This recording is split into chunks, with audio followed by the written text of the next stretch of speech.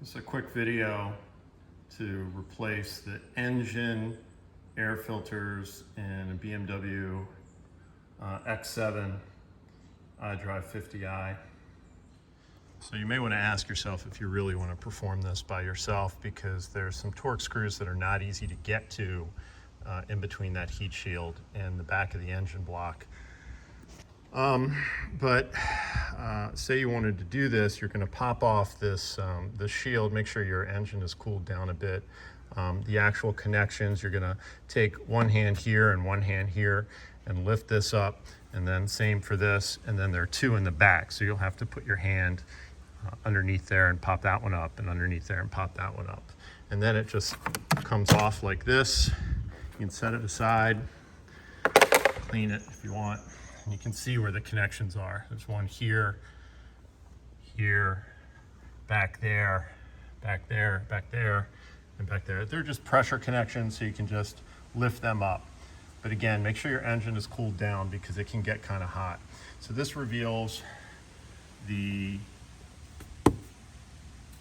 cover for the passenger side engine air filter, and then that is the cover for the driver's side.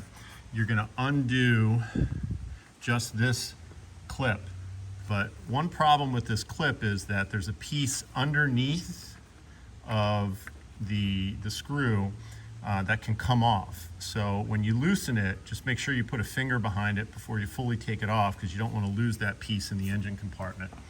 And then you're going to do the same thing over here, and we'll pick it up in just a second. So I've undone the hose clamp, but I haven't taken it off yet because I want to point out that there's a piece behind the hose clamp that sometimes sticks to the rubber, and you just want to make sure that you see that. There it is. Put a finger on it and grab it, because you don't want that falling into the engine compartment. And then it'll go back on to the hose clamp when you're ready to put it back on. That. So take off the hose clamp, set it down, and that piece will snap back onto the back of the hose clamp. But that's something you just want to be aware of, because that can easily fall into the engine compartment. So there's 4 T25 Torx screws that keep these covers on. There's one here, one here, there's one down there. Get that in focus. And then there's one between the heat shield and the cover that's most difficult to get to. We'll talk about that in a second. To access some of these Torx screws, you're going to need probably some attachments for your drill. Here's a flexible bit attachment that I'm using for this one that's closest to the front. For the T25 Torx screw in the back, you're probably going to need a right angle attachment like this one, and a shorter T25 bit. Otherwise, you're going to hit the top of the engine compartment here.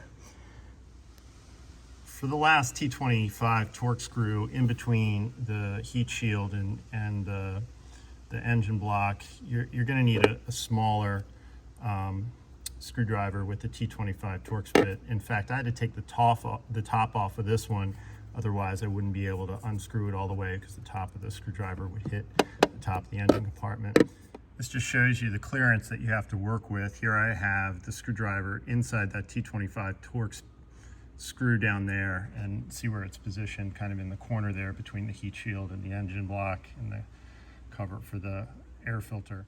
So the reason you want to do this one that's hidden last is because you don't necessarily want to take the screw out of the housing. You just want to get it loose enough so you can remove the cover for the air filter. So you've already taken off the O-ring and the other 3 screws, and then you can see that once it's loose enough, you can just pop that off and take the cover for the air filter, just wiggle it out, and then you see that the screw is still in there, the one that's kind of difficult to get to. You don't necessarily want to remove that. You could risk dropping it in the engine compartment. So after you've broken this seal, it's just a little light seal on this air filter, you're just going to lift it up, remove it, and then this is the 251 for the driver's side. If you're going to get OEM parts, and that just drops right in place. Done. So you just take the housing and you see that that screw in the back, that's not coming out. That's still partially in the housing, but it's flush with the bottom.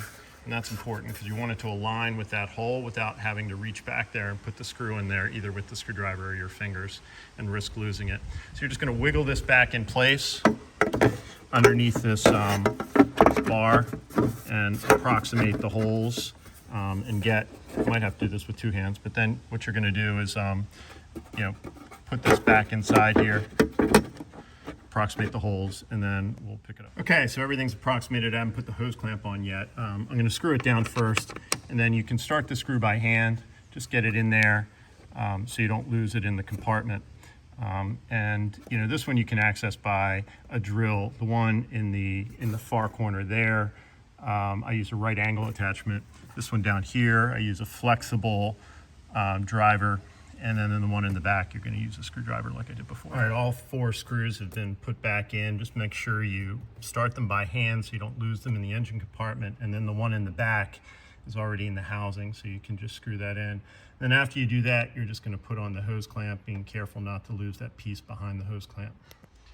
If your hose clamps are anything like mine, then these wings here are not clamped in, and that's why this piece is loose. So I'm just going to take some needle nose pliers here and bend these, maybe 1 or 2 of these down so it'll stay on.